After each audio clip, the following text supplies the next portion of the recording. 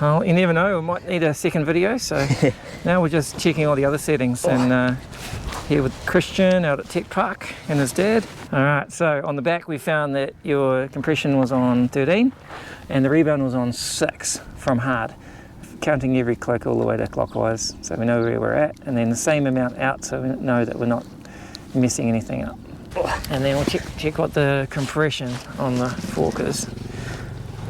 Alright, so what have we got? We've got 8 top and bottom on the front. Yep. And then the rebound was a bit firmer on the rear. Let's just start off. Let's go 8 and 8 on this as well, eh? Alright.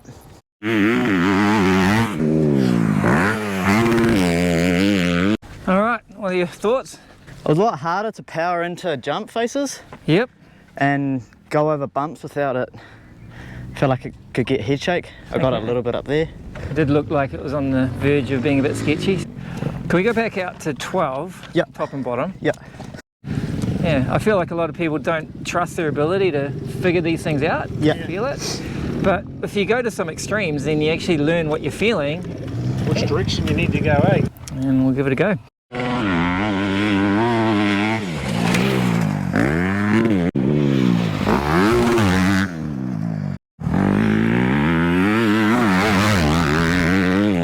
That felt better than what we did with the 8 clicks. Yeah. Felt more controllable, especially going into bumps. That's interesting because here's my theory. I didn't tell you at the time, but when it was quite firm on the rear, that actually puts more load on the front. Yeah. And if there's a lot of load on the front, then people get head shake when they're off the throttle. Yeah. And so that's the same sort of thing with this. Softer on the rear, firmer on the front. You should be better about that side of things. Yeah. So the balance is, can we, if we're happier with the deceleration, we have to make sure that we're still happy with the acceleration. Yeah. Because if it's too firm on the front, then that's actually going to put a lot of load on the rear. Yeah. And so might make it not feel so good on the acceleration bumps. Yeah. So I reckon, can we try 12 out top and bottom on the fork? Yep. We'll see how that feels in the acceleration and see if it still feels okay under deceleration. Yep. Cool.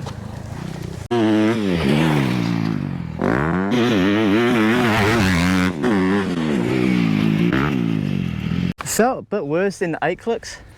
Didn't really like going over here. Felt when the front wheel hit a bump, it wasn't very happy. And then there's a few square edges before that, and it kind of upset it going over those. What do you reckon? So far the best settings is firm on the front, softer on the rear. Yeah. Shall we just finish off with going back to your original setting? Yeah. We'll try 6 rebound on the shock. Yeah. See how that feels with those firm forks. Yep. My feeling is that we're going to end up more like around 12 or 10 on the fork.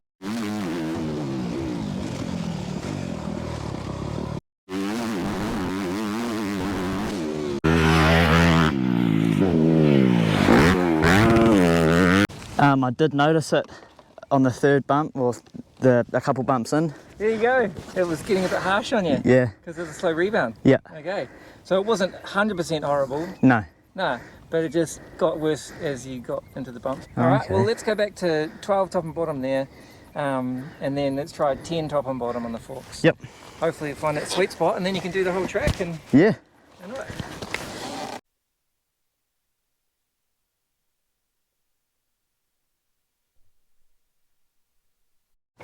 So what was that? Definitely the best yet. Oh, I love it. Yeah.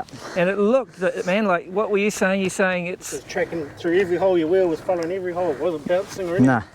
And it didn't feel like it wanted to bounce out of me or anything. Yep.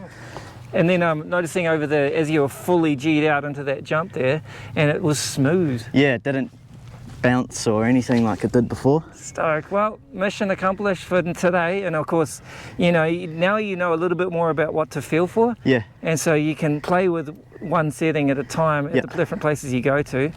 It's good intro. So Yeah. yeah, Cool. enjoy. Thank you. And thanks to Mark from Bay Honda. Yeah.